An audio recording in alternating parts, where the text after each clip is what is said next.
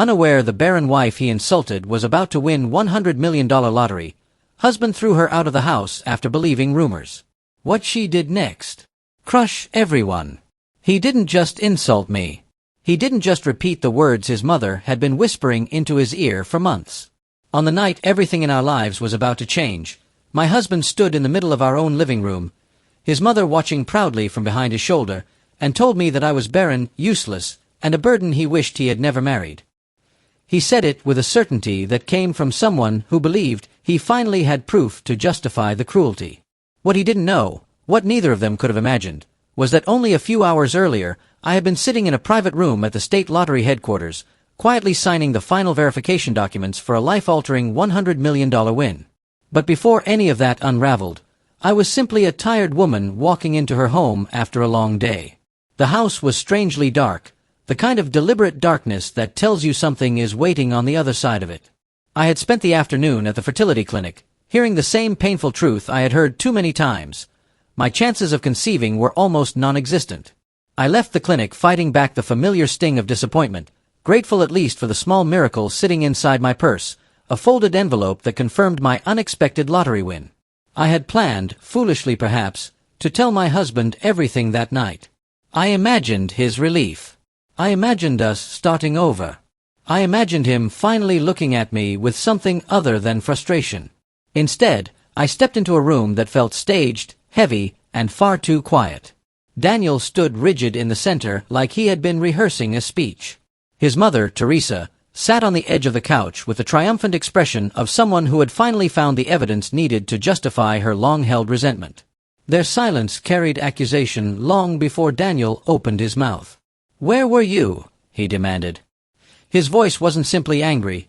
It was wounded, suspicious, shaped by ideas that had been growing in him long before I walked through the door. When I told him I had been at the clinic and then stopped to run errands, he didn't even pretend to listen. He picked up his phone and shoved the screen toward me.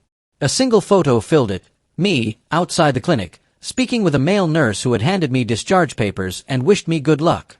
From a distance, zoomed in, angled carefully, it looked like something it wasn't.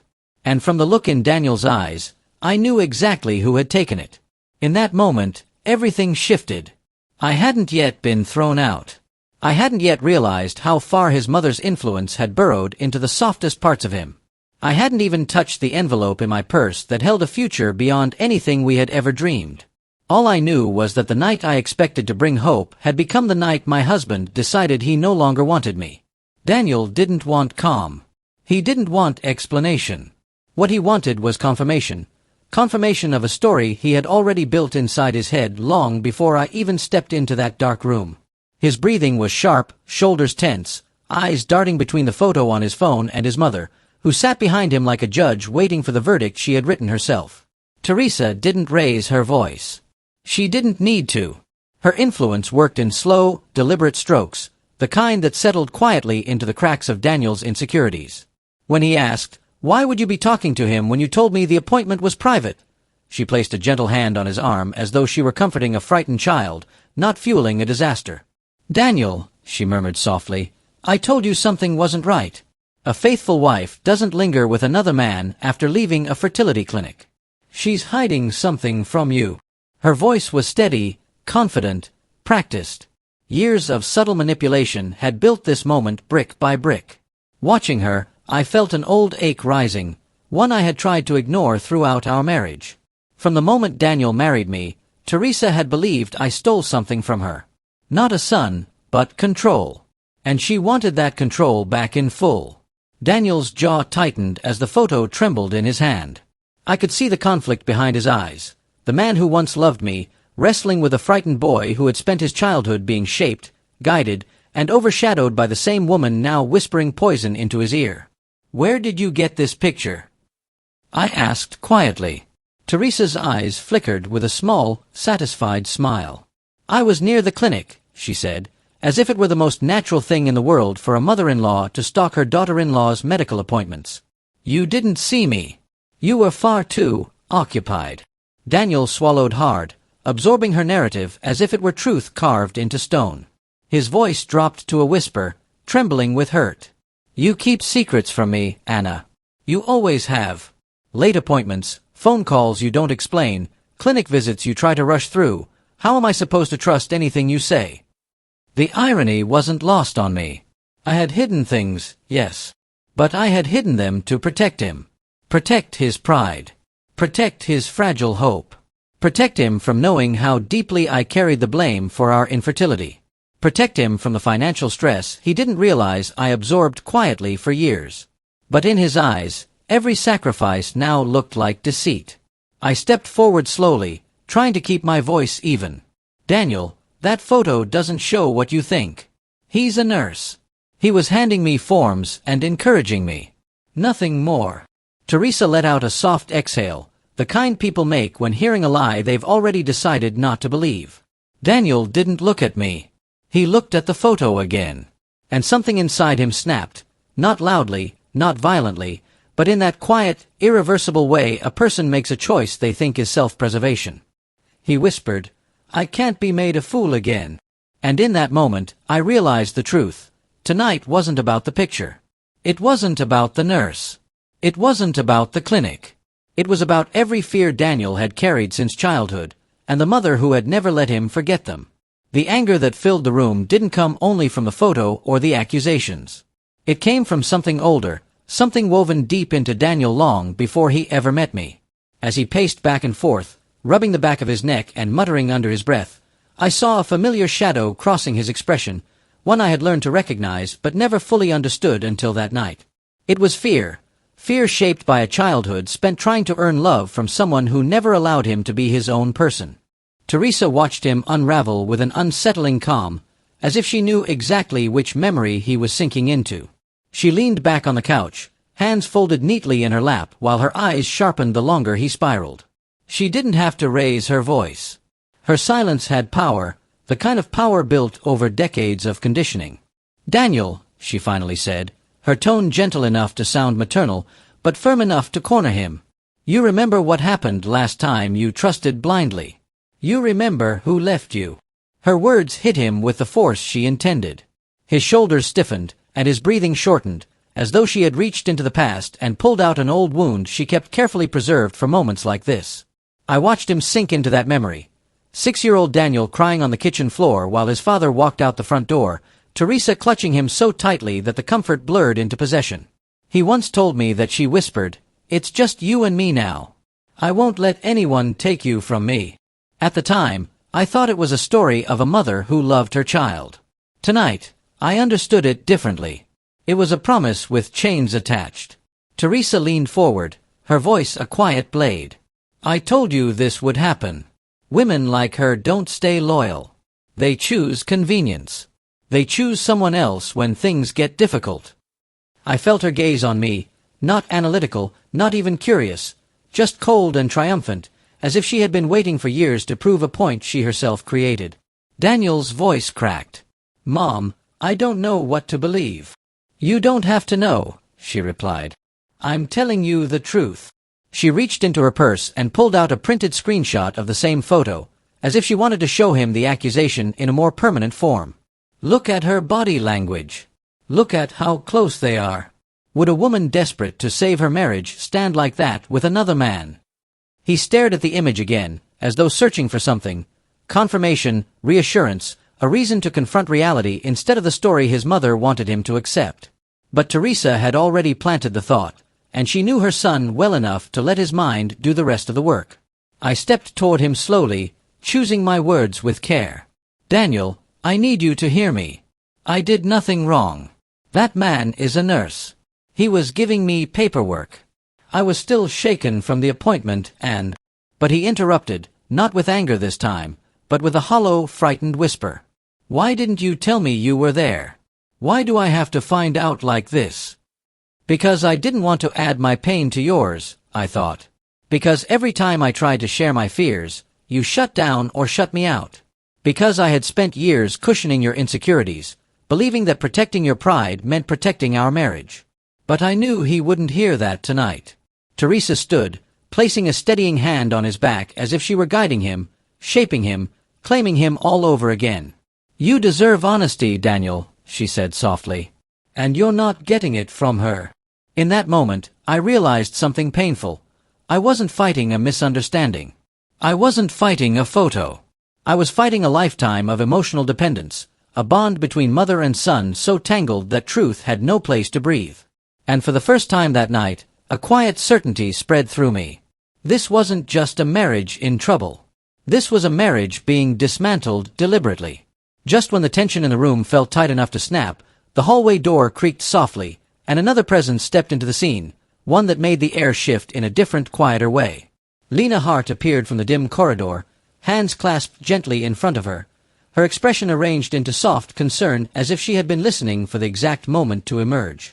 She wasn't loud. She wasn't dramatic. She didn't need to be. Her strength came from subtlety, from appearing harmless, from being the calmer voice after the storm Theresa intentionally created. Where Daniel's mother pressed with sharp edges and aggressive certainty, Lena offered the opposite: warmth, patience, understanding. It was a balance they had perfected together. "I heard shouting," she said, her tone wrapped in gentle worry. "Daniel, are you okay?" The softness in her voice was carefully measured, the kind of softness a drowning man would mistake for a lifeline. She approached slowly, not close enough to be intrusive, but close enough to contrast the cold intensity of Theresa's influence. Daniel rubbed his forehead, pacing again, caught between two emotional worlds, the one where fear and suspicion controlled him, and the one where someone like Lena offered validation he desperately craved. I watched him shift subtly toward her, not physically, but emotionally, the way someone leans toward calm when chaos becomes too loud. Daniel gestured toward me, his words tangled. "Mom said she's been hiding things. There's a picture, and the timing, and I don't know what's true anymore." Lena's eyes dimmed with a calculated sadness, the kind performed by someone who wants to appear protective but knows exactly how much her expression affects him. "Daniel, I'm not saying she's guilty," she murmured gently. "But if you feel something is off, you have every right to trust your instincts. You've always been honest. You've always been loyal. You deserve that in return." It was the perfect line. The kind that didn't accuse directly but fed doubt with emotional validation. Theresa watched silently, approvingly, as her choice of replacement comforted her son in a way that made me feel like I had already been removed from the picture. I took a step forward, focusing on Daniel alone. "I have never lied to you," I said quietly. "Not about the clinic, not about anything. If there was something I kept from you, it was because I didn't want to add to the pain you were already carrying." But before my words could reach him, Lena gently touched his arm, not possessive, not obvious, just supportive enough to shift his attention back toward her. "Maybe," she whispered, "you should come home earlier next time. Without warning. Just see what she comes back with. See how she reacts." Theresa smiled, small and satisfied. The plan was already moving, carried by two women who understood Daniel's weaknesses better than he understood himself. In that moment, the truth became painfully clear. I wasn't just fighting suspicion. I was fighting collaboration, an unspoken alliance between a mother who feared losing control and a woman who saw opportunity in my husband's vulnerability. And standing between them, Daniel looked like someone too overwhelmed to see the lines they were drawing around him. When Lena and Theresa finally stepped back, one settling elegantly onto the couch, the other resuming her quiet watchfulness, Daniel moved away from both of them. He slipped into the hallway, shoulders tight, breathing unsteady, the way a man looks when he's not sure if he wants to confront the truth or run from it. But instead of choosing either, he stood there frozen, trapped somewhere between fear and pride. It was the first moment I had seen him alone since I walked into the house, and it was in that solitude that his real battle began. Daniel wasn't simply angry with me. He was terrified. Terrified of being blindsided. Terrified of trusting the wrong person. Terrified of reliving a childhood he had never truly escaped. I watched him run a hand through his hair as he whispered to himself, the words sharp, frantic, and quiet enough that he probably thought no one could hear. "Just ask her. Don't let her make a fool of you. Don't be like Dad." It was in moments like this that the past pulled him down like quicksand. I saw the 6-year-old boy again, the one abandoned by a father who never looked back, the boy who clung to his mother because she was all he had left. But what he didn't understand was that the same woman who comforted him also built walls around him, walls she never intended to let anyone else climb. Theresa had spent years shaping his fears into loyalty. He believed he was protecting himself, when in reality, He was protecting her expectation of him. Daniel reached for his phone. I knew the gesture well, not from suspicion, but from desperation. He had never once invaded my privacy in all our years together. Tonight, fear outweighed trust. He opened my messages with trembling hands. His eyes scanned quickly, his expression tightening with every line he misinterpreted. Most of the conversations were harmless: grocery lists, reminders, family updates. Then he found a thread labeled only with the name Nurse Jordan. A nurse who often handled my appointments, someone I trusted for his kindness, nothing more. The messages were simple: follow-up reminders, appointment times, gentle encouragement when results were discouraging. But to a heart already poisoned with suspicion, even kindness looked incriminating. One message stopped him cold. Your test results came in. I know this is difficult. If you need to talk before your next visit, I'm here. A normal message. A compassionate one. But Daniel read it as intimacy, as a secret, as betrayal. His breathing quickened. His grip tightened. He scrolled further, searching for gaps, for missing pieces, for anything that could justify the storm brewing inside him.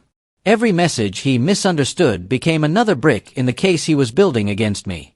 From the corner of the room, Theresa watched him silently, a faint satisfaction in her eyes. She had placed the seed of doubt. Now Daniel was watering it himself. I took a small step toward him, my voice low and steady. Daniel, whatever you think you're seeing, please, just ask me. Don't assume. But he didn't answer. He didn't even look at me. He stared at the phone as if the screen held the truth he was too afraid to confront directly. In that moment, I understood something with an ache so deep it almost felt physical.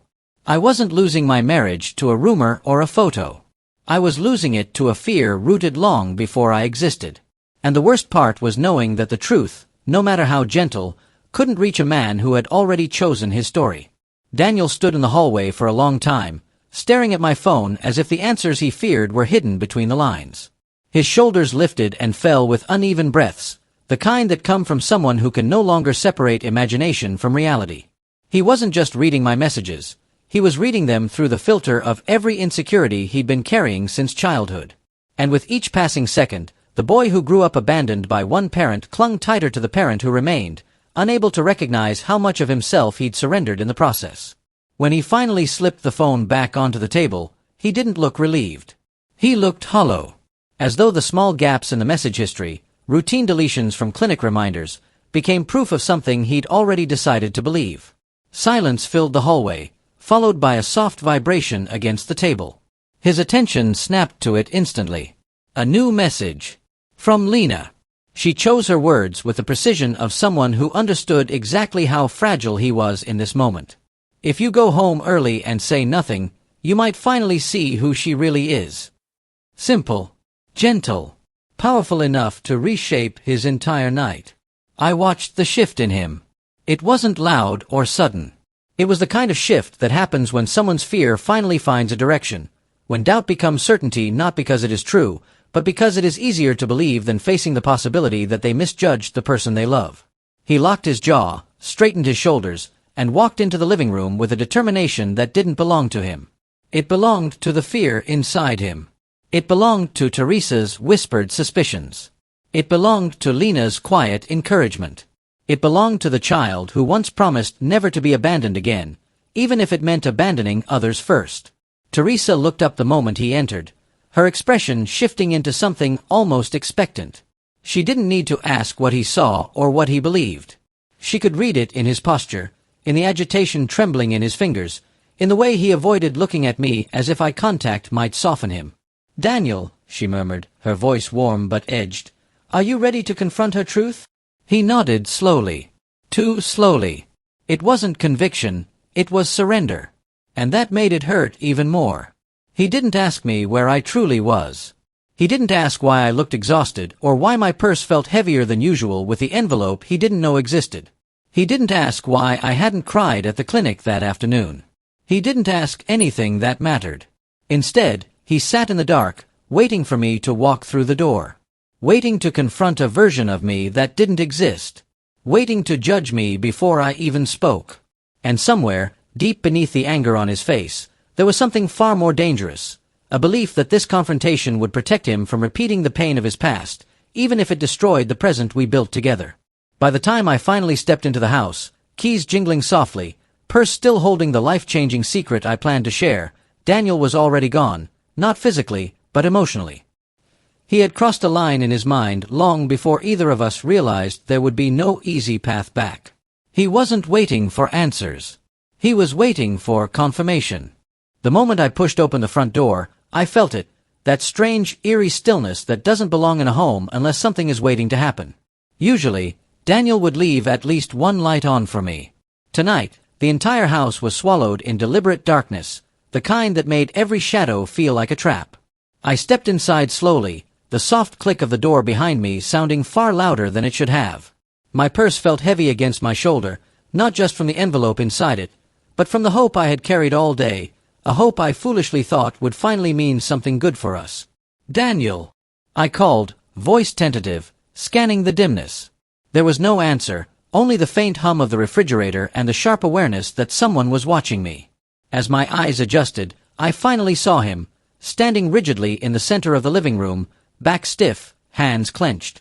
Behind him, Theresa hovered with an expression of restrained triumph, as if she had been waiting hours for this moment. And on the edge of the couch, Lena sat with an innocence so carefully arranged it almost made me laugh, if I hadn't felt so afraid. "Why are the lights off?" I asked, trying to understand the tableau before me. Daniel didn't respond to the question. He stepped forward, eyes dark and wounded. "Where were you?" I blinked at him, confused. "At the clinic. I told you I had appointments today." "Don't lie to me," he snapped, his voice slicing through the room. "I know who you were with." His anger felt rehearsed, as if he had repeated this scene in his head long enough to convince himself it was the truth. "Daniel," I said slowly, "what are you talking about?" He lifted his phone and thrust it toward me. The photo glowed on the screen, me outside the clinic, speaking with Nurse Jordan, taken from a distance, angled cruelly to make a harmless gesture look like something secretive. My stomach sank. I didn't even need to ask who took it. Theresa shifted slightly behind him, satisfaction flickering in her posture. "A faithful wife doesn't linger with another man after leaving a fertility appointment," she said coolly. "It's disrespectful." I looked between them, trying to breathe around the shock. "Daniel, I was getting follow-up instructions. That's all. If you had just asked." He cut me off, voice trembling with hurt and certainty. "I waited for you. I sat in the dark waiting to see what you would walk into this house with. And you walked in with lies." Lena lowered her gaze in the perfect imitation of sympathy. "Maybe she just needs to explain," she offered softly, a veneer of sweetness masking the part she played in all this. But Daniel wasn't listening. He had already built his reality, one brick at a time, handed to him by the two women flanking him. He stepped closer, breath shaky. "You've been hiding things from me. My mother warned me. Lena warned me. And now, this." My throat tightened. I felt the envelope inside my purse, the one holding the miracle I hadn't yet told him about, and for the first time, I realized he would never have believed it anyway. Tonight wasn't about truth. It was about fear. And fear had already chosen his side. He didn't ask for an explanation. He didn't give me a moment. He simply pulled the anger closer, as if it were armor. And in that dim room, with 3 pairs of eyes watching me like a criminal returning to the scene, I understood something devastating. The man I married was no longer standing in front of me. Only the boy shaped by his mother remained. The room felt smaller with every breath I took, as if the walls themselves were drawing closer, tightening around the 4 of us until there was barely enough air to carry my voice. I opened my mouth to speak again, to try once more to reach the part of Daniel that still remembered who I was to him, but Theresa moved first. She stepped out from behind him, her expression composed, her movements calm in a way that made the hairs rise on the back of my neck.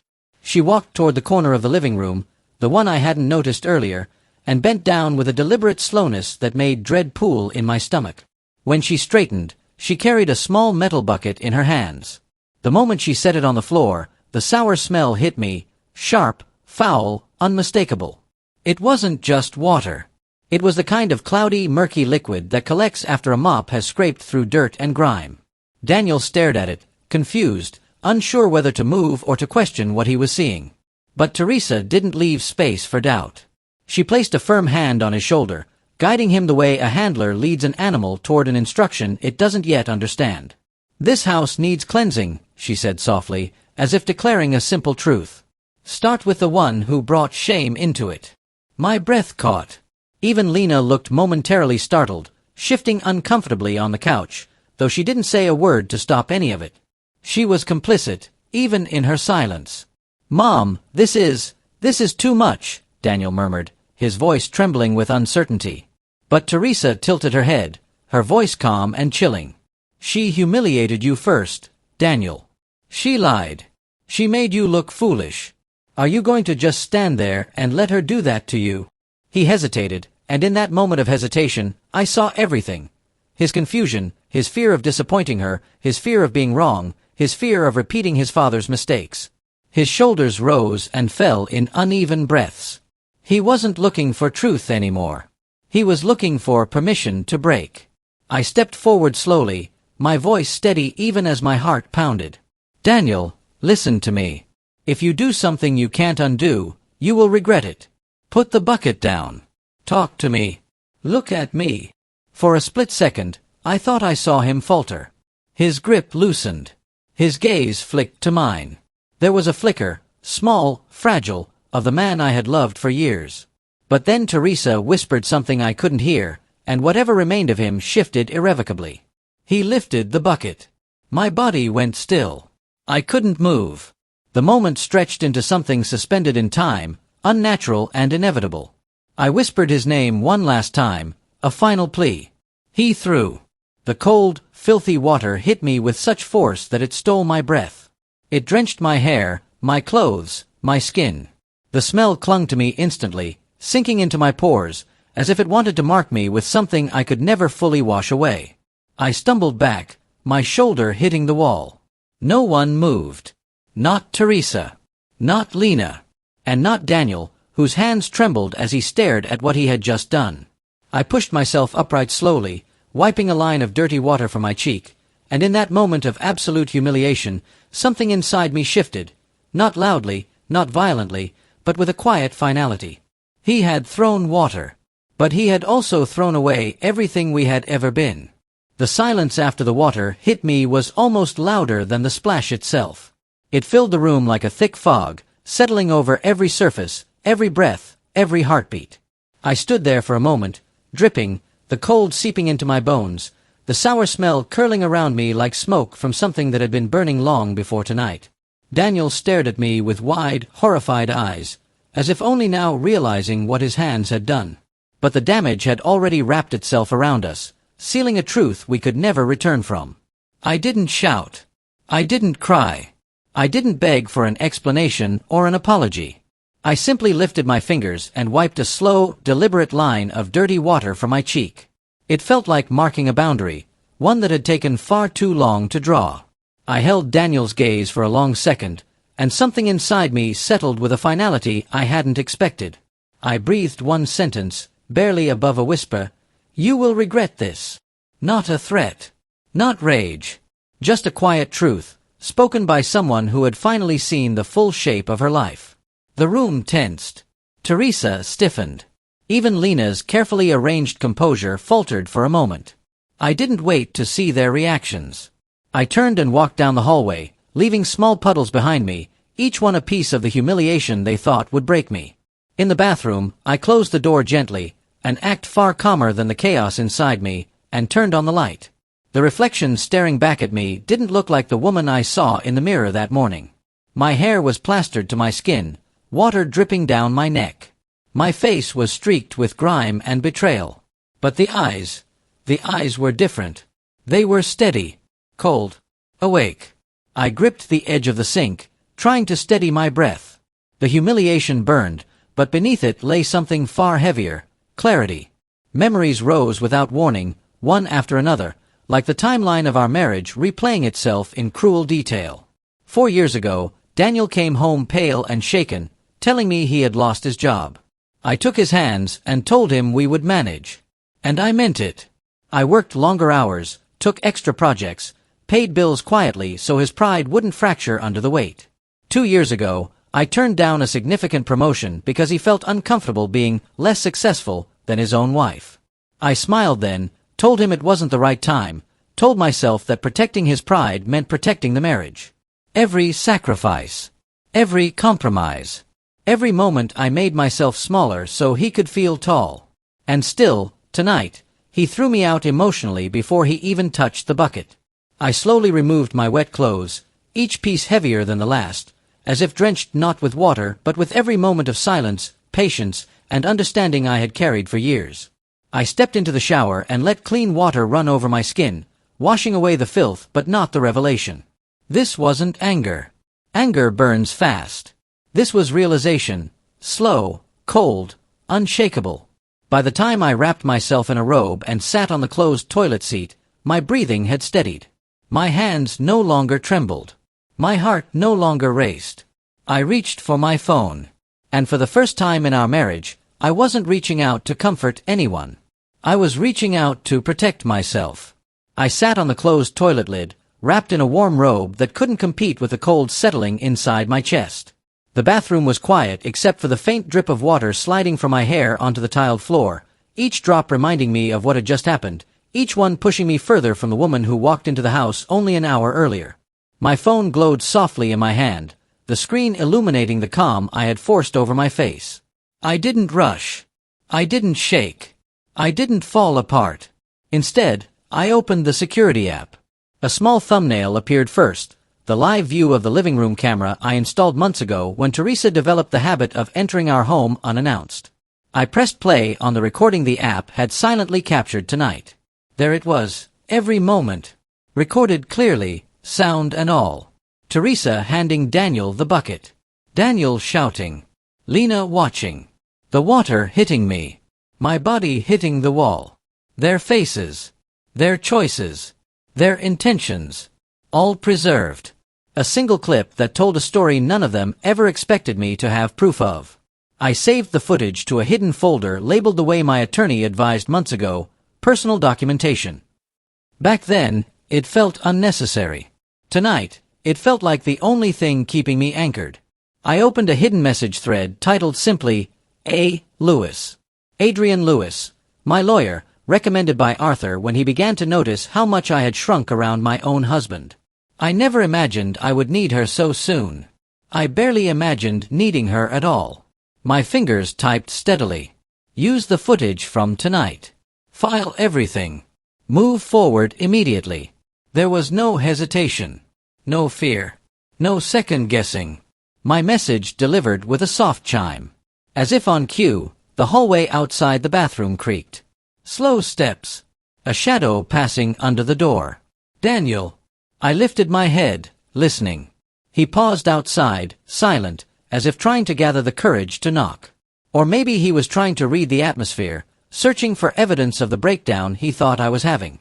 Except I wasn't breaking. And that frightened him more than any screaming would have. I opened the door. Daniel stood there frozen, eyes wide, shoulders tense. He searched my face for fury, tears, pleading, anything familiar. Instead, he found stillness. My calmness unsettled him in a way anger never could. Anna. His voice cracked at the edges. Can we talk? I stepped past him without answering. The woman who left that bathroom was not the woman he had thrown water on. Something in me had aligned, something sharp, something steady. I walked into the hallway with a clarity I had never allowed myself before. Daniel turned toward me, but the distance between us felt permanent now, shaped not by the bucket or the photo but by the years of slowly eroding trust that tonight had finally revealed. I didn't tell him about the message I sent. I didn't tell him about the evidence saved. I didn't tell him about the envelope in my purse containing a future he would no longer be part of. I simply walked past him, leaving him standing there in the dim light of a home that no longer belonged to us. Because by morning, the first legal steps would already be in motion. And nothing about our lives would ever be the same again. By the time sunlight broke through the thin curtains of the guest suite the company had placed me in for the night, The world outside had already shifted on its axis. My phone buzzed with notifications, emails, messages, confirmations, each one another step into the life that was opening before me. I dressed in silence, choosing a simple but elegant outfit, the kind that spoke without shouting, the kind that carried dignity where words were no longer necessary. When I looked into the mirror, I saw no trace of the woman who had stood drenched and humiliated just hours earlier. Clean lines. Steady gaze. Quiet resolve. As I walked into the private office of the Regional Lottery Commission, the atmosphere buzzed with anticipation. Security ushered me into a bright room filled with reporters and staff. Cameras stood ready. Microphones pointed forward. My name was whispered in corners, attached to a story none of them knew the depth of. On a table near the front, the official documents waited, signatures finalized, confirmation stamped, and the headline already drafted for the world to see. Winner of $100 million state lottery to be announced today. I took my place at the podium, and the room hushed. The director stepped forward first, introducing the moment with a practiced smile, offering statistics about the odds, the process, the integrity of the draw. But when he finally said my name, the room shifted, a collective inhale of recognition as cameras flashed and murmurs rippled through the gathered crowd. I stepped up to the microphone. My voice did not tremble. "Good morning," I began, my eyes scanning the audience. "I'm honored to stand here today. This has been a long journey, and today marks a turning point in ways most people will never know." I wasn't speaking only to them. I was speaking to the life that waited outside these walls. Reporters raised their hands. Questions followed. How long have you known you won? What will you do with the money? Does your family know yet? I smiled lightly at that last question. They will soon, I answered, letting the silence that followed speak for itself. Across the city, in the small living room that had witnessed my humiliation, Daniel sat hunched on the couch, still wearing the same clothes from the night before. The television glowed in front of him, volume low but clear enough for every word to reach him. Theresa paced behind him, clutching her robe as if it could shield her from the consequences she never imagined would come. When the headline flashed, my name, my face, the sum of the winnings, Daniel froze completely. His mouth parted, but no sound came. Theresa stopped pacing. Lena, sitting rigidly on the far end of the couch, went pale. They watched me speak, polished and composed, the embodiment of a strength they had underestimated for years. There were no traces of the woman they expected to crawl back begging for understanding. The caption beneath my image read, Anna Collins, $100 million lottery winner. Daniel blinked rapidly, confusion turning to horror. Every accusation, every assumption, every cruelty he had thrown at me last night collided with the truth now unfolding in front of him. He whispered, almost to himself, "She didn't betray me, she was trying to tell me something." But it was too late. Because while he stared at the screen in shock, the legal documents were already moving through the system. And my future was no longer tied to his. The knock at the door came like a thunderclap against the quiet of Daniel's living room. He jerked upright, startled, glancing first at his mother and then at Lena, both of them equally confused and fearful. The knock came again, firmer this time, unmistakably official. When Daniel opened the door, two men in suits stood waiting, their expressions detached, their posture rigid. They didn't introduce themselves with softness or sympathy. They simply asked, "Daniel Collins?" He nodded. "You have been served." A thick envelope was placed in his hand, along with a clipboard he signed without reading. When he shut the door behind him, the silence that filled the room was different than before. No longer tense, no longer angry, just heavy with a truth he could no longer outrun. He tore open the envelope. Paper scraped loudly as he unfolded the first page, and the words hit him immediately. Petition for divorce, filed by Anna Collins. His vision blurred. The documents weren't brief or hastily put together. They were organized, numbered, thorough. His hands shook as he read through page after page, records of manipulation, evidence of emotional neglect, screenshots of Theresa's messages, Lena's involvement, and then the video. The clip he couldn't bear to watch twice. The one where he threw dirty water on his own wife. Theresa clutched at her chest. "She's trying to destroy us," she cried. "Daniel, you can fight this.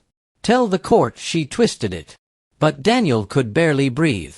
He saw the transactions Theresa had hidden under his name. He saw messages between her and Lena, plotting how to guide him, how to make sure he saw what he needed to see. He saw every ugly truth he had avoided. He whispered, "I did this. I let this happen." By the time the shock settled into something deeper, regret, grief, devastation, Anna was already under the protection of her attorney, living temporarily in a corporate suite provided for security. That morning, she stood on the balcony overlooking the city when building security called. "Your husband is downstairs," the guard said. "He's begging to speak with you." She considered this for a long moment before agreeing. Not because she owed him anything, but because she wanted closure on her own terms. Minutes later, Daniel appeared in the doorway, shoulders slumped, eyes swollen, clothes disheveled, the image of a man who had finally realized the gravity of his actions. He fell to his knees. "Anna, please. I lost my job. The contracts. The house. They froze everything. Mom is under investigation. Lena left. I never knew. I didn't know what they were doing. Please, just give me one chance to make this right." Anna watched him quietly. She let him speak. Let him unravel. Let him confront what he had been avoiding for years. Then she stepped closer, not with anger, not with triumph, but with a calm he couldn't understand. "Daniel," she said softly, "you're not sorry for what you believed. You're sorry for what you lost. That's not the same thing." He reached toward her, tears slipping down his face. "I can change. I swear I can. Just don't leave me like this." She took a step back. "I stopped leaving myself a long time ago," she said. "You just didn't notice. There was no shouting. No dramatic exit. No final punchline." Anna simply turned, walked to the door, and stepped out into a future she built on her own resilience. She didn't look back, not because she was heartless, but because she was finally free. Behind her, Daniel collapsed on the floor, staring at the empty doorway, realizing, slowly, painfully, that the moment he lifted the bucket, he hadn't just thrown water. He had thrown away the only love he ever had.